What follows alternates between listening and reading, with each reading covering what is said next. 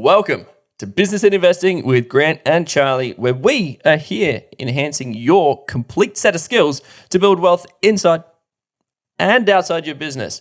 Before we kick it off, Charlie, do you know what Bane is? Like The Dark Knight Returns. Like, I love that movie. See, it's fantastic. But there is a second Bane. It stands for Business and Investing Newsletter. Head over to businessandinvesting.com/newsletter. Put in your details and we will tell you every single time we drop one of these episodes. Do you like that little curveball? I was like, where is he going with this? This is my marketing coming in. This is all the things you have taught me around marketing. Just there. That was it. That was the summary. Wait, so if you can't sell them, confuse them. Is that what I taught you? Like, okay. People will walk away going, bang, bang, bang, bang. And I'm like, yeah, that's it. Before I screw this up, let's cue the disclaimer. It's Charlie here from Business and Investing, and I need to let you know that Grant, myself, and the Business and Investing team are in no way, shape, or form qualified to give you personal or specific financial advice. We strongly encourage you seek out and use professionals when you are making investment decisions or comparing investment products.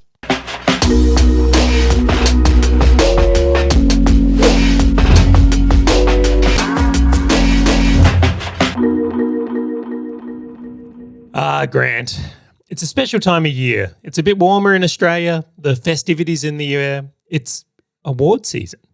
It's the time where, yeah, absolutely. And being we are the most trusted voices in both business and investing, I think it's only fair that we get to set what are the best resources of the year. I think it's really important. Do we just say us and be done with it? And like it's a 2-minute episode? Well, I was going to say that we can't put ourselves into this category because that would be just narcissistic. What if I put Charlie? What if I put Charlie for BNI and then you put Grant for BNI? It's like we're not promoting. Close, not at all. So let's set some context here. We thought it'd be really helpful to do best resources of the year for both business and investing. So we're going to break this into 2 episodes. This episode today is going to be the best investing resources of the year. Now, for it to count, it's the resources we have used this year and we think are the best ones of this year. It does not mean it was created this year or published this year. And it is not our overall favorite resources either. There's some very notable like all-time favorites. But I will say there's been some great releases this year that are very worth people spending their time on and digging into. So huge one. One thing I'll also say is this has to be our most requested question. Like I get this question all the time. It's like, I'm getting into investing in business. What books, podcasts, YouTube channels would you guys recommend? Yeah, it's really interesting because then you can get like the more seasoned people. It's like, what are you doing like right now? Like what's the problem you're solving and the resource you're doing to solve that thing? But to your point, like it's been an amazing year, which has actually had some ups and downs and some left turns and right turns, which is like, how do I play this situation? So I've actually found these resources extremely beneficial for the market that we've had over the last 12 months. So how did you approach actually picking resources before we get into this? Because I did it terribly. Like I was literally on Amazon and YouTube, like looking at like rankings. And I was like, okay, well, these are the highest ranked ones, and like almost giving the vote away to the YouTube algorithm. And I was like, no, I'm not doing it like this. This is a terrible idea. I didn't agree with YouTube either. I was like, I want the resources to be the ones that had the biggest impact on me. And I think also I did put a little flavor into the idea of what I think will help our community as well. I wish I could say that like I just went to like my Google Chrome search bar and clicked the link and it was just like the top 3 resources that I always go to. That would be awesome. But it wasn't, although it was very close. So I did it in 2 parts. The first one is what thing have I learned from somebody that I just wouldn't shut up about, that I just repeated to everybody, like literally just stood on my soapbox. I'm like, now I've got this new piece of information. Like, let's tell everybody. That was the first part. And the second way was, what were the things that I kept coming back to, or the people that I kept coming back to, where I'm like, I wonder what someone else's interpretation of what I'm seeing is. And so I'm like, well, who were those people that I just couldn't miss every single week, where I just kept going back. And I said, so if anyone sat in those 2 camps, they were a contender for the 2022. Like if you go for a walk and you check your podcast app, it's like there's certain people, if they bring out a podcast, you're like, well, this is what I'm listening to. It doesn't matter what else came out. I'd stop something else and I'd play that one. It's just like, yes, woohoo. Or I'd just go for an extra long walk just to make sure I finish it. Just like I do with business and investing, Charlie. Well, guess what? It's your turn to kick this off. What's your first award you're going to give away this year? You get 3 to give out. So what's the first? All right. So in no particular order, because I think that they're all even firsts, there is a gentleman that we've spoken about before, Charlie. His name is Gary Davis, and he's from a YouTube channel, which is called Specialist Share Education. Interestingly enough, he actually he's got a share investing program, which I think you were part of in a previous life, right? Like you went through it. Yeah, I was mentored by Gary and did his program. It was fantastic. I enjoyed it a lot and I learned a lot. I think he's a very rare talent. He's like one of those people, you know, like that documentary on YouTube where it's like Hero Sushi, the dude that's like dedicated his life to sushi. Gary is that in the share market. Like you can tell it's his thing. Like he loves it. Dude, he records these things on like a Saturday and a Sunday, like and just clockwork. I think the one that he skipped was his birthday, and so much so he felt bad that he recorded on like the Friday. And I'm like, he's just dedicated to the cause. I think it's fantastic. But you got to give the context there. So Gary does a weekly video that he publishes on YouTube, which is like a market update of global markets and world markets. And I even will come in on this one. If this was a different year when I first got into Gary's stuff, it would have been an award of mine. But I shared it with you this year, and I'm thrilled it's made the list.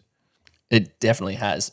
So to riff on top of that point, so his YouTube channel, he really deeply analyzes the US markets, Australian market. But the thing that I gravitated towards the most is I'm very heavy to obviously business and property and tech in business. But what he covers is a breadth of industries, whether it's health, tech, resources, and he shares his opinions and interpretation on top of it, which is fascinating for someone like myself stepping into like macroeconomics, especially like what we've been saying. I'm like, what is a bond, Charlie? How does that influence interest rates? What is the bond rate? What is the 10-year rate?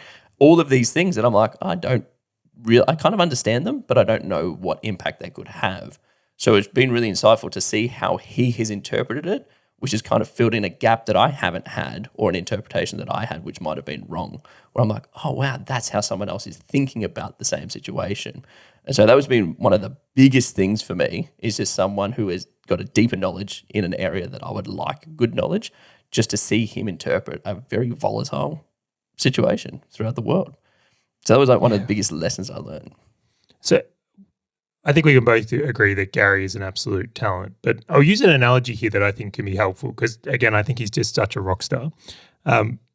In business, right, when you look at your P&L, it's really easy to see that like the actions you take in business, where they show up in your financials, when you develop a habit of it. Right? So when you're looking at your business, you go, well, this is what I did this month, and then this is the result. And you start to connect the dots between activities and finances. What I found was really interesting is like I would watch one of Gary's videos and he would be like, okay, well, the Fed is putting up interest rates. And then what I would notice is like, well, when that happens, how does it filter through to Australia? How does it alter the business environment? And it became really interesting that it's almost like the dots start to connect with like when something trains at the macro, how does this actually flow through to me as a business owner or with my investing decisions on this one here? So I think it's a really powerful skill to acquire. And I would have to say it's been very noticeable, the impact on even your thinking. Some of the conversations we've had and moves you've made this year, I suspect have even come from some of Gary's like ideas and wisdom. Totally. Completely agree. One of the things that I found fascinating that sort of changed my view was he dove deep into how he plays volatile markets. And the interesting thing was that I took away was around how he plays risk mitigation, right? Where if he's in a position, he always has a way to get out. He's always mitigating his risk. And for me, I'm just like, that's exactly where I personally need to be and where I'd probably recommend most people be from a property perspective is risk off. Like, why do I need to risk it in any investment that I've got? But it also opened my eyes up to a different industry. I'm like, oh, you can do this in shares, you can do this in other areas. And I'm just like, this guy's been doing it for a very long time and even he doesn't know where the market's going, but he will still play the game to win whilst mitigating his risk. And I'm like, thanks for the validation, Gary. I appreciate it wholeheartedly. Watches a Gary video. Mitigate risk. Good lesson. Good lesson. It was literally like, it was just like, oh, but it was, yeah, there's so much I could unpack on this as to sort of the nuances that I've taken away from him, but I just reckon it's fantastic. Before I'll I continue, that's a worthy award. Great award to give out. Definitely up there. What about you, Charlie? What's your first one? What's first cab off the rank? I'll tell you what, you've done a YouTube channel, so I'll do a YouTube channel. I'm actually going to give my YouTube award to Jacob Field and Ripe House. Dude, great choice. Yeah, so a channel I only found this year, and I'll go into the specifics. Jacob has a buyer's agency, and I'm going to say probably also a software platform, it appears he's got as well. And his YouTube channel is very focused on property. And what I think he does an excellent job of is data analysis. So he will pick a suburb or a region, and then he will go through a process, which he's got a lot of data to go through and talk and give it a score. So, for example, he might pick, I don't know, Rose Bay, and then he might pick Perth. And he'll go through the same process of it and give it different scores. And this might be population growth, it might be government spending, might be infrastructure projects. And then at the end, he'll come through and like, all right, this is what I give it out of 10, for example. And I don't think he actually scores it out of 10, but you get the idea. Now, why I've actually found this so helpful is as a property investor, one of the things I've had a really hard time of is how do you actually compare locations or think about comparing locations? Like what's actually important? Like is, I don't know, the affluence or incomes of the area important? Population growth? Like there's all these layers that while I can conceptually understand them, I didn't know how to weight them, right? I really didn't know how to go, okay, well, this is something he's viewing and considering more weighted or more important in factoring to make an investment decision versus something else. Now, being I'm so heavy in property, like most of my wealth is in property, one of the things I wanted to develop this year was the ability to actually look at the locations we have property, because we're planning on holding them for a long time, and actually be able to evaluate and compare my own assets. We'll go, this is how this location's worked out versus this one. Maybe we should buy another one in this location. Or maybe we should get rid of one in this location because maybe something's changed. And for example, government might have opened up a heap of land or changed zoning, and all of a sudden there's a flood of supply in that market and that investment may not do well. Where to this point, I think I had very much a like buy it, hold it, and just like hope. Yeah, it doesn't matter where it is, just grab it. I concur. So Jacob's videos are awesome. And I'm actually going to say, I love the fact that when you and I talk about his videos, it is more about the interpretation of a township or a suburb than the, oh my gosh, he looked at Perth, so Perth's a great investment. Which like, it's almost like a lot of people that look at his videos are trying to find like the next available spot to invest in. And it's like, when we watch it, it's like, oh my gosh, he was like looking at this different piece of data. Maybe we should go and look at this piece of data across our properties, where the outcome that we get, from my opinion, is different to most people who would watch that video. So it goes to show sort of as you consume this type of content, like depending on where you are at in your investment journey or like your maturity level of investment, the things that you take away would be fundamentally different. Like if I rewound 2 years ago and watched his videos, I'm like, oh my gosh, in this example, Perth is a great spot to invest in. Let's go Perth. Where now I could watch the same video and take completely different things away from it. Yeah, now I will preface a few things here because I think it's important. I don't agree with everything he says, and we have to keep in mind that he does have a buyer's agent service, so he is a little bit biased. He's not as independent, where like your example of Gary, while he does sell like education services, it's like he's not necessarily compensated in the same ways. Completely. So a lot of the conversations are going to be biased to his views. But I will say I do really appreciate when someone has an actual opinion and sticks to it. So Jacob's got a methodology and a viewpoint. And when you watch his stuff, again, it's like he's not sugarcoating it. He'll tell you if he's like, I don't like this or I do like this. And I really appreciate that, because I think a lot of the property content out there is like, I don't know, they just intentionally sit on the fence. And when I see that, it's because I'm like, you don't have confidence in what's going to happen. You're just like, oh, no, I like capital cities. And but regionals are okay too. Because it's like, well, where do you land? So I really appreciate that in his channel as well. And that was where I was coming from before, where I was like, when you're a sponge, like just starting out, like you just absorb things as kind of like fact, just like, oh, that's how it is. But then over time, to your point, it's like, well, there are things that he says that I just disagree with, and that's fine. Everyone can interpret things completely different ways. There's no black and white, but it is more going through that journey and just being aware of, oh, this I agree with, this is not what I agree with, based on your own sort of investment philosophies. Good award. I like that one. Yeah, if someone's planning on getting into property or wants to become further educated, I just think watching those, particularly the suburb review ones and some of his more macro how property works stuff, brilliant, gets the award. Yeah. All right, we'll move on to the next one there, Grant. So award number 2. What I'm do you going to change gears. I did a YouTube channel. I'm going to do a podcast, Charlie. Why not? And it's not ours. Surprise, surprise. So there is a guy. What would we have to do to get our own award, right? Like, how far would we have to take this where we felt comfortable to give ourselves an award? You know? Okay, I'll tell you. I've got this strategy. So we've got a Google Doc. I go into the Google Doc and I put in an episode called Business and Investing Award episode, and we record an episode where we just talk about how good we are, the whole episode. And that's how we win the award. I feel like people would listen to that. I'll tell you what, I'll give us an award when I see other podcasts and YouTube channels giving us one, right? So when they declare it and we can go, well, if everyone else did it, well, then it must be true. Well, now they're going to have to do the awards episodes. So my second one is an amazing human being. His name is Stuart Weems. He's actually written a book called Investopoly and has a podcast called Investopoly as well. And I think he's the founder of a company called Pro Solutions, if I've got that correct, which is like, I think the financial planners. He's a financial planner, yes. Awesome.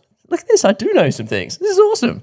The thing that I love as to why he's landed on the list outside of what I've learned is the research that he puts into like a 15, 20-minute podcast that comes out once a week to evaluate whether it's, I don't know, the most recent one that I thoroughly enjoyed was like the rising prices of property and its impact to government at a federal, state and local level. And I'm just like, like what percent of revenue is it? His effort to produce the content is, I think it's up there with some of the best, especially in Australia. It's obviously Australian, so it's completely Australian heavy. So that is like the why did he even land on here? It's just, I just give credit where credit is due. Someone who can take such complex concepts and a lot of data and simplify it down, lands on my list. So he does a solo podcast. It's just him talking to the mic. And most episodes go for like, let's say 15 to 20 minutes. I would suspect he does like 2 to 3 hours of research just to make that one piece. They're Easy. really good and insightful. Some of them, I reckon, it would have taken him 5 hours. But some of the things like when I was looking back at this going, well, what did I change? What did I interpret? There are a couple of things. The first one was he covered topics that I would never have thought of thinking about. So to use that government one as an example, I knew that property, like land tax and stamp duties are revenue for the government, but I never knew what percentage of revenue it was. Like it's like 40%. And I'm like, it was like this aha moment. And like 1 out of 4 or 5 of his podcasts is an aha moment for me. Of me just going, that makes sense. That's why property's rigged. I guess if property was my biggest income source, maybe I'd have a vested interest in making sure government policy was aligned. I mean, not a conspiracy theory at all. Not at all. No, totally. So that was one of the things, like I liked the aha moments. It's like every time you read a book, if you take 1 or 2 things away from it, it was a good book. And I've just found that consistently with the Investopoly podcast, whether it was 1 in 5, 1 in 10, just regularly consuming 20 minutes a week, there was one thing in a month that I was taking away that I'm like, I didn't think about that before, or I hadn't realized that was the change. And those aha moments, I just were too consistent for me not to mention it. But the second one that I love is I'm a mental model type of guy. I like to think about how things are structured, and he runs scenarios. Like he takes 5 scenarios and compares them together and plays them out over historical data. And so one personal thing of what I do in my investing is I have a Google sheet that's got all of our properties and I just run scenarios across them. And so the scenarios that he's talking about of factoring in like price increases, interest rate increases, tax changes, I go and apply it to my scenarios because I'm like, oh, that's a great idea. So I go and pick up my spreadsheet, go and implement like little tweaks and changes to run similar scenarios based on what I'm seeing just from the stuff he's covering. And I'm like, that's, for me, that was a huge takeaway. Another one, not biased to property alone. I quite enjoy. Yep. Yeah, like he has a more balanced view. Clearly he likes property, I will say, but often his episodes are about shares as well, which I'm starting to sense a trend change here, Grant. This is 2 in a row about shares. Change in the water, maybe. Maybe he's running away from property. Potentially, Charlie. But all in all, I found it pretty good. And then just some reminders, like we do our sort of yearly review episodes, and we've talked about like quarter reviews and like best resources and stuff. I found that a lot of the times when he records a podcast, it's like this reminder: I got to go do a refinance. Oh, I got to go and build an investment plan. Oh, have I updated this thing? And I'm like, yeah, thanks for the reminder. So it's like being this little beacon of like, hey, here are some things to think about. A worthy award again. I like it. What about you? What's your second one? I'm actually going to go a book. Now, yeah, so there's a lot of good podcasts out there. There really is. But I didn't actually put a podcast on my list this year. And reason for it is that I felt, well, other things were more deserving, in all honesty. Now, I read a book by Garrett Gunderson called Disrupting Sacred Cows. Now, the first thing I'll say is I don't love that title. especially for what's in the book. Because his book before it was like Slaying the Sacred Cow, right? Like this is like the next one. Yeah. So this is I call it it's a follow-on book, but you do not need to read the previous one to have any understandable context. I think he maybe did this naming convention just so people would see the relatability. Connection. But but it wouldn't be needed at all. Now, why I love this book and why it comes into the investing one is Garrett previously owned a company called Wealth Factory. I believe he sold it since. And his specialty was helping business owners create wealth in the States. He was or may still be a financial planner as well. I'll set out as well. But this book, the way he thinks about finance is very, very different than I have come across in other realms. And it was honestly truly impactful on me. And I'll talk about the main thing that I got from his book is he looks at the idea of that most people, when it comes to creating like, we'll call it like investing thesis and things, it's just all about the asset. They just talk about property or shares, for example, here, where his view and what he really outlines in this book is that it's not about the investments, it's about the investor. And I just thought that was such an interesting insight.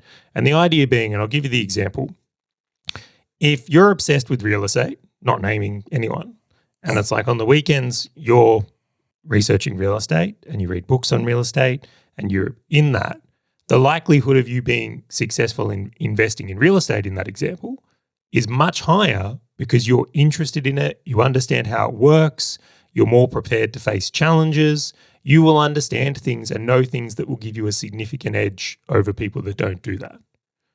Where if you just focus on where the best return is and maybe you end up in wine, let's say, but you know nothing about wine or collectibles and things like that, you just see that the returns overall being great there, you won't ever have the depth of knowledge or interest to actually create those types of returns. So again, I'm not saying this is necessarily a good opinion and definitely not financial advice, but his whole thesis is that just like in business, you're going to have types of businesses that you're more suited to, you're biased towards. Like I've had a lot of success with, like, for example, we'll call it, let's just go with digital services, digital recurring services, where if you put me into running a restaurant, the chances of me succeeding there is going to be low. And the book really aims around working on what your investor DNA is, where you're best suited to meet those returns, how to approach and think about investing in a bit of a different way. And he's quite anti-diversification, I will say. He's like, when you diversify, and again, this is the part where I'm like, maybe, this is the one that makes me uncomfortable because I think some people should diversify. But the idea being is diversification spreads you too thin. He's like, it's like owning 5 or 6 different businesses that do different things. How could you possibly be good at any of them? Yeah. I kind of sit on the fence with you on that one. Like, just to pull on that thread for a second. Because in business, you're right, like jumping from a digital services business to a restaurant in that example is like the chalk and cheese. It's like when I had a services business and tried to get into software as a service. Like I just unlearned everything that I'd learned and just started from scratch again. So I get it, but the diversification is like, hey, I've done the thing. I thoroughly enjoy Garrett's content as well from an entertainment perspective. I think that he tells stories really well and he simplifies complex concepts. One of the challenges I've found is like trying to translate US to Australia, like on some of his deeper things. So I'm like, okay, cool. I get it. I get what a 401k is compared to a superannuation now. Just saying. But overall, his content, easy to consume. He says complex concepts in a very story form whilst adding some humor to it. Like I concur, although I haven't read the book, I do like Garrett as an individual and as an educator. Yeah, we'll say his YouTube channel is fantastic. I quite enjoyed that as well. To your point, though, definitely US focused. That's one of the things where I would say maybe 20 to 30% of his content just doesn't apply because of the differences in there. But I think the book is a winner for me. So I'm going to give that my second award. I have found some of the education that I've received from people in the US, once I've grasped the concepts of like what applies in the US versus Australia. Like, did you know that the US has an interest rate for the entire life of a home loan? I'm like, what? I'm like, yeah, they do 30-year fixed rates. 30-year fixed rates. And I'm like, how do I get that in Australia? And I'm like, oh my gosh, this is insane.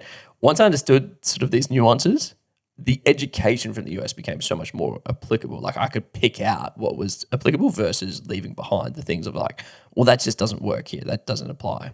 And so I've found US resources even more powerful as I've gone on because I can pick it out and sort of find out what's relevant on it. But good choice. Right. I like that one. Third award, Grant. Lucky last. All right. What do you got for me? This guy's my boy. I like him. I even talked to him on Facebook about this. A gentleman called George Antone. We have spoken about his book, The Debt Millionaire, before. He came out with a course and it was like a little educational portal, which was around his new book that he's released. I found the course to have better analogies than some of the books in order to interpret articulate, I should say, more complex concepts. And so if you don't know George Antone, he's like an educator. He's hit financial freedom, but he's worked with some of the biggest names in the industry. And his books have changed my life completely. And so anything he releases, I'll just grab. Is Debt Millionaire, his book, your number one resource of all time in investing? You know, now it's probably my most recommended because I think it articulates some key foundational concepts that people need to understand before they pull the trigger on anything. It has to be. Like, it's like you can't build a house without a concrete foundation. Same for me. If we were doing all-time awards, I would have to give that number one. Most impactful, most useful, and I think it's a great place for people to start as well. But anyway, back to your award. So his course gets your 2022 award. It definitely does. And there's a couple of reasons why. So, as you know, I thoroughly enjoy people running through scenarios, as I was saying with Stuart Weems. George Antone in this course actually gets you to print off a whole heap of documents and runs through 5 different scenarios. I think maybe 6 different scenarios around like investing in an asset. It doesn't matter if it shares property or otherwise. Obviously, he leans a bit more towards property as well. Of bigger deposits, smaller deposits, more debt, less debt, higher interest rates, lower interest rates, higher inflation, lower inflation. And when you walk through those scenarios and like fill out the documents and you get to the end and you're looking at these scenarios and one is wildly higher than all of the others, and I don't want to spoil it for anybody, it just you just sit back and you go, everything that I've read and people have said makes sense now that I have run that scenario myself. I have done the maths. I've seen it all, compared it to a whole heap of different situations. This now makes logical sense. And so that was one of those revalidating facts of something that I felt like I knew, but in the back of my mind, I'm like, have I done the maths to validate this before? And so I credit that because you don't get that in a book. You don't get that in just like watching something on YouTube. That is download something, do the course, run through it. And so that was like a huge lesson for me. And I'll give you the summary. It's basically the debt is the power, which is what it's called, Debt Millionaire, right? It was just this huge eye-opener. And I'm just like, wow, I knew it, but now I can tell the story. I can run through the scenarios. This is fantastic. And then the second big lesson for me was there was another scenario around what he calls the break even calculation, where most people are like, oh, well, I just need to like beat inflation. And he's like, no, what about after sales tax? What about after income tax on cash flow? What about all of these things? And he's actually got this really good formula for people to calculate and go, well, really? Are you actually up? And so just some formulas and calculations that weren't in his previous books I thought were fantastic. So he's definitely is probably one of the highest for me for the year of revalidating some concepts, but also there's some stories that he's put in there and some analogies. I was just like, love it. He's a great teacher. He's one of those people that can take complex things and put them into stories and analogies that are very digestible, like really digestible for people. And like that's a rarity. There's just not that many people that are truly good at it. And to give George just another little prop is like some of the concepts in the course are from the book Debt Millionaire, but then he came up with different analogies and different examples to re-articulate it, which were great for reinforcement, I will say. I thought it was a very worthy course, and particularly that amplifier. But not to spoil it. Go buy it if you're interested. Yeah, I'm sitting here trying not to give it all away because I'm like, but there was so many things in a very short packed course that I was just like, oh my gosh, this is great. So yeah, he's up there for me, Charlie. All right, drum roll. Your last one. I don't know how comfortable I feel sharing this one because this is like we are in a very fortunate position, Grant. Very fortunate position. No. This is me. Oh. We get to work with a lot of people that are doing big things in the investing space in Australia. Now, we work with someone and manage a show called Elephant in the Room, and Veronica, who is the host of it, which big fan of, we're actually editing her course. So one of the benefits of that is I've got to preview the course and go through it, which has been really, really helpful. So my award I'm going to give, and why I feel shitty about saying this one is no one can buy it yet. It's not for sale. So I was like, inside lane. Now, the course itself is called the Buyer's Agent Mentoring Program, or BAMP. Yep. And what it's actually designed to do is if someone's a buyer's agent and they're out there buying property for people, it's actually like a program to skill them up so they can be better at, let's say, finding property, understanding property, working with agents, a whole bunch of stuff that makes someone a better buyer's agent in general. Now, I have no intentional plans of becoming a buyer's agent, but when I went through the course, what was really interesting is looking at how buyer's agents actually, the perspective, the lens. Did you walk through the due diligence one that Veronica Morgan put together? Oh, I have gone through, I think we're up to quite a substantial part of it now, but when we look at the due diligence on what it goes into buying a property, I realize why I pay a buyer's agent. And yes. Yeah, there was so much I actually didn't know that goes into buying a property well, and it just really reinforced for me like we use professionals here. Like there's no way I would have checked things at that level. The other one was there were some really unique things again, and this is probably a common thing you'll hear from me. I've consumed a lot of property content in the last 3 years. I mean, a lot. And my finding is that a lot of it starts to become the same. And that doesn't mean it's necessarily bad information. It's probably the quality stuff that gets repeated or re-articulated in a lot of ways, where when something new comes in that I can gain a lot of value in, I really value that. And to the point, if someone was looking to become even stronger in property, this is a course that would enable you to work better with a buyer's agent because you now understand what they're doing, what their role is, how you can hold them accountable in a different way. And I just think that's a really powerful thing that I'll be taking on board. And then the second thing is Veronica has a very strong view that local area experts are a superior type of buyer's agent, which each to their own. I'm not going to agree or disagree with that opinion. But she made some fantastic points about people or buyer's agents who know the ins and outs of an area and an advantage they can have in certain markets. And I found that really impactful in my investing decisions as well. Totally. So I concur. I think Veronica, she was like the host of like location or something like that. Absolutely. As well. Like her presence and her ability again to articulate a complex point, which is a theme through a lot of what I look at, is if someone can tell a story and articulate complex concepts in an easy to digest manner, it is a win, because I can recommend that to anybody. Where if someone's like so deep, it's like very challenging for me. But I love what you said there around people using this as a way to evaluate buyer's agents or even understand more of their property. Like when I went through parts of the course for myself, I was like, oh, wow, I haven't thought about looking at this part of a property before when I buy it. Like, can I renovate this part of a property? Can I not renovate this part of a property? Is the land too big? Is the land too small? What other due diligence do I need to do on main roads, small roads, etc.? Which Heritage was listings, Exactly. road flows and traffic flows in school zones. I was like, right.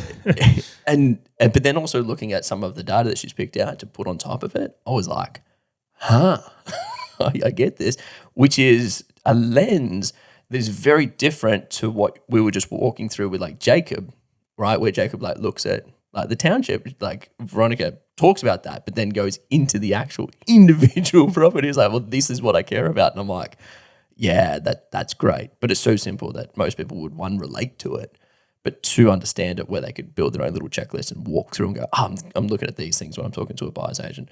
No, so I'll give it equivalence. I'll give it equivalence here. If you're a business owner and you rely on digital marketing, and even if you're not going to, let's say, run ads yourself, you have no intention of doing Facebook ads, you understanding Facebook ads to a degree helps you hire the people you would want to use or manage them.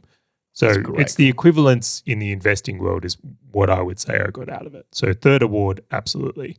And Veronica's, I don't know if she'll be offended if she ever hears this, but she's like one of the OGs. She's been doing this a long time. So like her wealth of experience is immense here as well, which really shows. Yeah, it's not, I concur with that.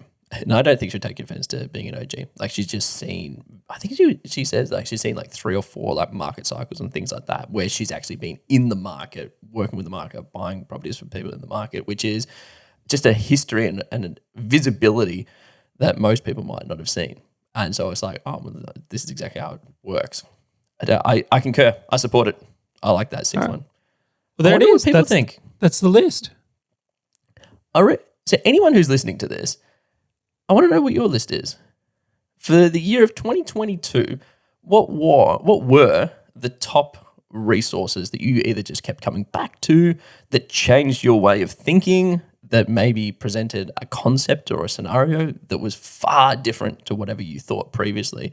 Like, comment them below. Throw them in the Facebook group. Throw them anywhere. I don't know. Just email Charlie. Just send them through. I want to understand, because by sharing this to everybody, we can consume new pieces of resources or new education that we haven't had access to before. So, and that's what the community is all about. Wrap it up. All right, let's wrap this one up. Booyah. Just want to say thank you very much to you, Charlie, for joining us. And for everyone who's listening, don't forget Bain. Bain. BAIN. businessandinvesting.com/newsletter. Most important thing for you to be on. Just want to say thank you, and we'll catch you on the next episode. Cheers.